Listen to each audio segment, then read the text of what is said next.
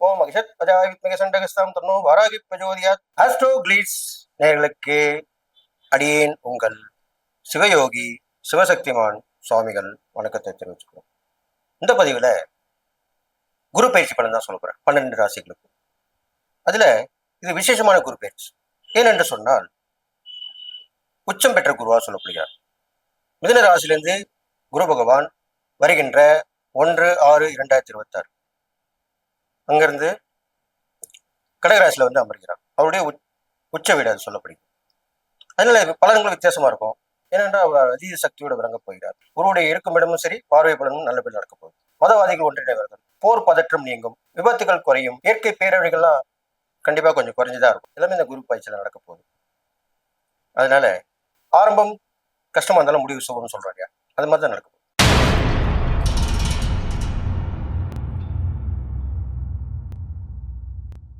ரிஷபராசி நேயர்களே, குரு பயிற்சி பலன் தான் சொல்ல போறேன். அப்போ அவர் குரு எந்த இடத்துல வந்து உட்கார போறாரு, அவர் எந்த இடத்த பார்க்க போறாரு, உங்க ராசிக்கு 3ஆம் இடத்துல வந்து அமர போகிறார். அவருடைய பார்வை பலன் பார்த்தீங்கன்னாக்கா ராசிக்குமே விழப்போகுது. விருச்சிக ராசியை பார்க்கிறார், மகர ராசியை பார்க்கிறார், மீன ராசியை பார்க்கிறார். அப்போ உங்க ராசிக்கு 11ஆம் இடத்தை பார்க்கிறார், உங்க ராசிக்கு 9ஆம் இடத்தை பார்க்கிறார், உங்க ராசிக்கு 7ஆம் இடத்தை பார்க்கிறார். இப்படிதான் உங்களுக்கு பார்வை பலன் கிடைக்குது. அப்போ அதனால என்னென்ன பலன் நடக்க போகுதுன்னு பார்க்கலாம். அப்போ குரு 3ஆம் இடத்துக்கு வந்துட்டாருன்னா முக்கியமான முடிவு எடுப்பீங்க. அதுக்கு முதல் முக்கியத்துவம் கொடுப்பீங்க. அந்த முக்கியமான முடிவால முன்னேற்றம் உண்டாகும்.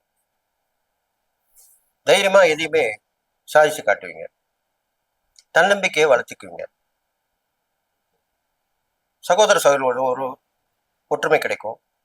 உங்களுக்கு அவங்களால உதவி கிடைக்கும், உங்களாலேயும் அவங்களுக்கு உதவி கிடைக்கும். இது பரஸ்பர உதவின்னு சொல்லுவாங்க. இது கண்டிப்பா கிடைக்கும் ரிஷபராசிக்காரர்கள். இது நல்ல விஷயம் தானே. அடுத்ததா பார்த்தீங்கன்னாக்கா உங்களுக்கு திடீர்னு ஒரு வாய்ப்பு வந்து விலகி போகும். அப்போ அதை எப்படி தக்க வச்சுக்கிறது? இறை வழிபாடு. உங்க ராசியாதிபதி சுக்கிரன். அப்போ பெருமாளுக்குரிய லட்சுமி அம்சம் உள்ளவர். அந்த பெருமாளை குருவாக வணங்கக்கூடியவர் யார்? எல்லாம் அந்த கிருஷ்ண பரமாத்மா. கிருஷ்ண பரமாத்மா தானே குருவா வழிபடுறோம். அப்படிப்பட்ட இந்த கிருஷ்ணர் கோயிலுக்கு சென்று வழிபட்டு வாருங்கள். அவரை குருவா ஏத்துங்க. உங்க ராசிக்குரிய தெய்வமாக கருதப்படுகிறார். நன்மை நடக்க போகுது. அந்த வாய்ப்பு போன வாய்ப்பு வந்து சேர்ந்துட போகுது. முடிஞ்சா அதுக்கப்புறம் பார்த்தீங்கன்னாக்கா உங்க ராசிக்கு லாபங்கள் வந்துட்டு வரக்கூடிய அமைப்பு இருக்கு. ஆனால் சில சில விஷயங்களால தள்ளி தள்ளி போகுது. அப்போ அதை ஆராய்ந்து அறிவுபூர்வமா உணர்ந்து அதை கடைபிடிச்சோம்னா சரியாயிடும். இப்போ ஒரு கணக்கு வழக்கு சரியா வரல என்ன பண்றோம்? டாலி பண்றோமா இல்லையா? அதே மாதிரிதான் ஆராய்ஞ்சு அறிஞ்சு கண்டுபிடிச்சிங்கன்னா எங்க தப்பு இருக்கு, இந்த வழிக்கு போனா இந்த வழியில போனா எப்படி அந்த இடத்த அடையலாம் அப்படின்னு கண்டுபிடிச்சிங்கன்னா கண்டிப்பா ஜெயிச்சிருவீங்க. இதை நீங்க பயன்படுத்தணும். உங்க ராசிக்காரங்க தான் சொல்றேன், இது பயன்படுத்தி வாங்க. இது ஒரு நல்ல விஷயம் தான். ஆனால் பெண்களோட பழகுல கொஞ்சம் கவனமா இருக்கணும் இல்லையா? அதையும் நீங்க பார்த்துக்கணும். அவங்களுக்கு வாக்கு கொடுக்கறது, அளவுக்கு அதிகமா ஆசைப்படுறது, இதுல கொஞ்சம் சில சில விஷயங்கள் நடக்க போகுது. என்ன விஷயம்னாக்கா தவறான தொடர்பு அது இருந்தா அதை திருத்திக்க பாருங்க. இல்லைன்னா அதுல இருந்து விலகி வந்துருங்க. இந்த ரெண்டுத்துல ஏதாவது ஒன்று கண்டிப்பா நீங்க செய்யணும்.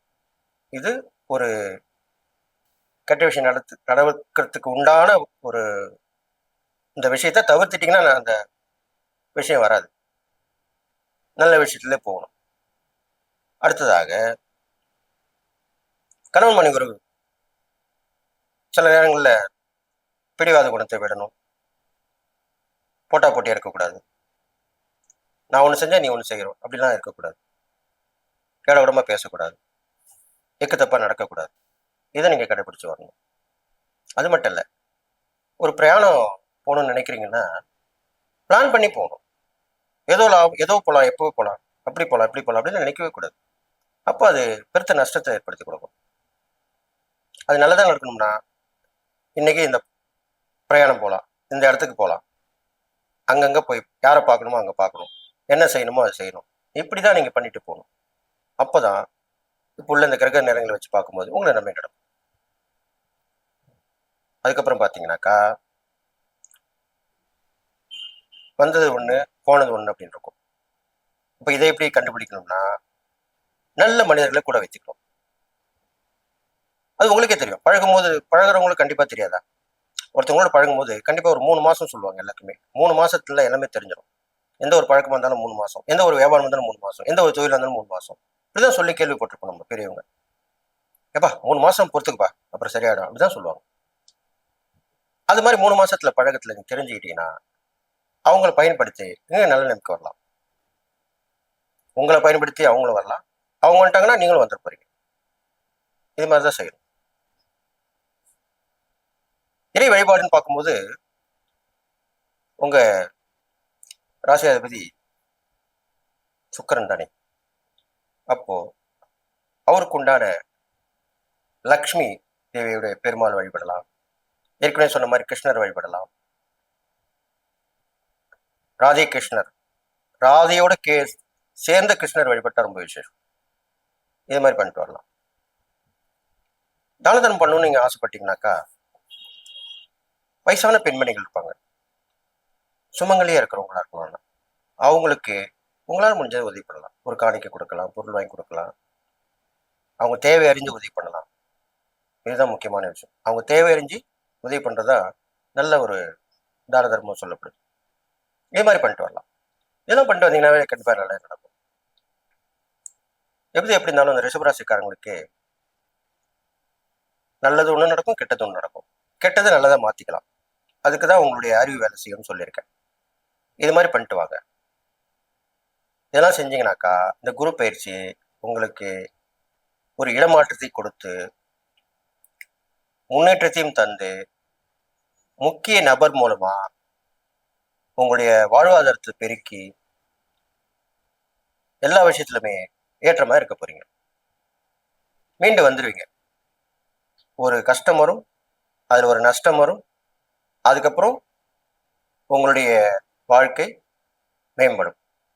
இதுதான் அந்த குரு பேச்சில் உங்களுக்கு நடக்க போற முக்கியமான கருத்துன்னு சொல்ல முடியும். அப்போ ரிஷபராசிக்காரங்களுக்கு இந்த குரு பயிற்சி முதல்ல ஆரம்பத்துல கொஞ்சம் கஷ்டமா இருந்தாலும் நடு மத்தியில கொஞ்சம் பிரச்சனை வந்து போனாலும் சுபமாயிடும்.